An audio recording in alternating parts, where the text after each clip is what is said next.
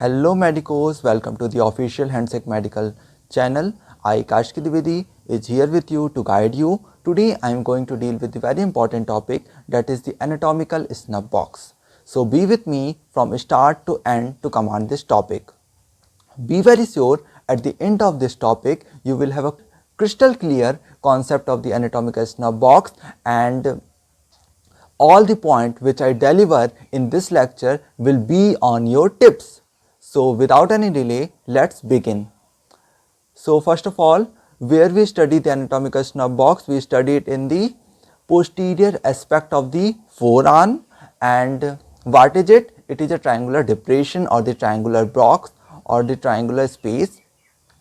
So understanding this, as we know very well about the anatomical position. So this one is the anatomical position, this one is the palmar aspect or the anterior aspect, and this one is the dorsal aspect. And so in anatomical position, this one is the medial and this one is the lateral aspect. This one is the lateral aspect. So it is present in the posterolateral. Posterolateral means on the anterior, or at the palmar aspect we cannot find the anatomical snub box, we find it in the dorsal or the posterior aspect and the lateral aspect, posterior and the lateral. So the posterolateral side of the wrist, posterolateral side of the wrist by the extensor tendons, which we will see in later in next slide. When I talk about the boundaries, we will find the extensor tendons that are passing into the thumb or the pollicis. And from the historical point of view, the ground tobacco or the snuff was placed in this depression before being inhaled into the nose. So anatomical snub box is a triangular depression and it becomes prominent when we abduct our thumb, and this space is the anatomical snub box. It is triangular in shape, as we clearly see, and as the triangle has the three boundaries, so this one also, this triangular depression also the three boundaries. One is the, this one will be the lateral, as in anatomical position this one will be the lateral, no? So this one will be the lateral boundary, this one will be the medial boundary, and this one is the apex, and this one will be the base. I have told in n number of times in my several videos of the lungs, heart, about the apex and the base. Apex is not the topmost or the superior portion, and base is not the below or the lowermost portion or the point. Actually the apex is the blunted or the pointed end formed by the crossing of the two tendons, and the base is the broader region. So make remark of it, make note of this point. It's very much important. We will find it in several topics, apex and the base, and it's very confusing for a number of students. So the apex is formed by the crossing of the two tendons and the base is the broader region. Now the base of the triangle is at the wrist. Wrist is formed by the carpals.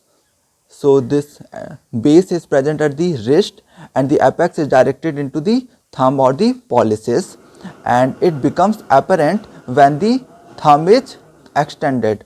When the anatomical snub box becomes prominent or apparent, when we abduct the thumb. When we abduct the thumb, this anatomical snub box becomes prominent. From the historical point of view, the ground tobacco snuff is put it here in this depression and being snorted or inhaled into the nose by putting the tobacco or the snuff here. So thus named as the snub box. Now coming on to the boundaries or the border. So the lateral border is formed by the tendon of the abductor pollicis longus and the extensor pollicis brevis. Why abductor? Because when we look about the movement of the thumb, we found two movement of the thumb. One is the adduction and other one is the abduction. So when we abduct the thumb, this triangular box becomes prominent. Thus here lies the abductor pollicis longus, tendon of the abductor pollicis longus. And why the extensor pollicis brevis? Because we are studying it in the posterior aspect, and posterior aspect or the dorsal aspect has the extensor tendons. It is the extensor compartment. So here lies the extensor pollicis brevis, and the medial border is formed by the extensor pollicis longus. Again, why extensor? Because we are studying it in the dorsal aspect, and dorsally it is the extensor compartment. And why pollicis? Because it has its attachment into the thumb, that is known as the pollicis, and longus is long. Here medially there lies the extensor pollicis longus, this is the long tendon, and laterally there lies the extensor pollicis brevis means the short, this one is the shorter tendon. And one more point I will explain, that the abductor pollicis longus, from lateral to medial I am telling, actually this one is the wrist. Wrist is composed of the bones, carpal bones, that are 8 in number. Then here lies the metacarpal, this much is of metacarpal, and here lies the phalanges, two phalanges, proximal and the distal phalanx. So from lateral to medial, the abductor pollicis longus has its attachment at the base of the first metacarpal, and extensor pollicis brevis has its attachment into the base of the proximal phalanx, and the extensor pollicis longus had its attachment into the base of the distal phalanx. So this detail is not much significant here. Coming to our topic again, the floor. Coming on to the floor is formed by the scaphoid and the trapezium. These are the carpal bone. As we are study in the wrist, that wrist is composed of the 8 carpal bones. Here lies the first row of the carpal bone, and this one here lies the second row of the carpal bone. So scaphoid is the first bone of the first row of the carpal bone, and the trapezium, this one is the second row of the carpal bone, and trapezium is the first bone of the second row of the carpal bone. Now coming on to the floor is actually also known as the base. Now coming on to the roof. Roof is formed by the skin and the superficial fascia. When we talk about the roof is formed by the skin, and this beside the skin there lies the superficial fascia, then deep fascia and much that. So actually in the roof of the anatomical snub box we study skin and the superficial fascia, and in superficial fascia of the anatomical snub box we study 2 points, that is, one is the cephalic vein and the other one is the superficial branch of the radial nerve. Now coming on to the contents of the anatomical snub box. In contents we actually study the radial artery. This one is the radial artery, and we can clearly see in the picture that this radial artery is present deep beside the extensor tendons of the thumb, that is, it is present deep to the extensor pollicis longus and the extensor pollicis brevis. It is clearly shown in the picture, and this radial artery passes obliquely through the anatomical snub box.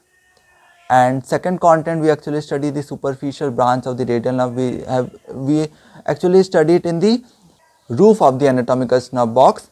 It passes subcutaneously, because in the roof we studied in the superficial fascia, and superficial fascia is present beside the skin, so it is subcutaneous, present just beneath the skin over the snub box.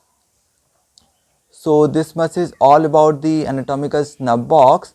Now coming on the clinical aspect of the clinical aspect of the anatomical snub box. In clinical, we actually studied what we have studied in the normal. The deviation from the normal forms the clinical. So in floor we have studied about the scaphoid bone. So in clinical there we study the scaphoid fracture. So there are several type of the scaphoid fracture, head fracture, neck fracture of the scaphoid bone. So to determine the type of the scaphoid fracture, we actually go through the anatomical snub box. Secondly, we have studied in the content radial artery. So for the pulsation or the auscultation of the radial artery, we can find out the pulse of the patient. So this one will be the second clinical. Thirdly, I have told just now that in the roof of the anatomical snub box, we actually study skin and the superficial fascia. In superficial fascia, we studied about the cephalic vein. We actually go detail on the cephalic vein and study about it in the cubital fossa also. Actually, we can use the cephalic vein for the IV injection or the intravenous injection. So this one will be clinical also. Third clinical. Now coming on to the fourth clinical. Fourth clinical is that the superficial branch of the radial nerve that we studied also in the roof of the anatomical snub box in the superficial fascia. This round up around the extensor pollicis longus. As we can clearly see, this superficial branch of the radial nerve, this one is the superficial branch of the radial nerve, it round up around the extensor pollicis longus. This one is the extensor pollicis longus, this one is the superficial branch of the radial nerve, it round up around the extensor pollicis longus tendon. So this much is all about the anatomical snub box. Hope you have learned all the points very well. Thanks for watching. Thank you.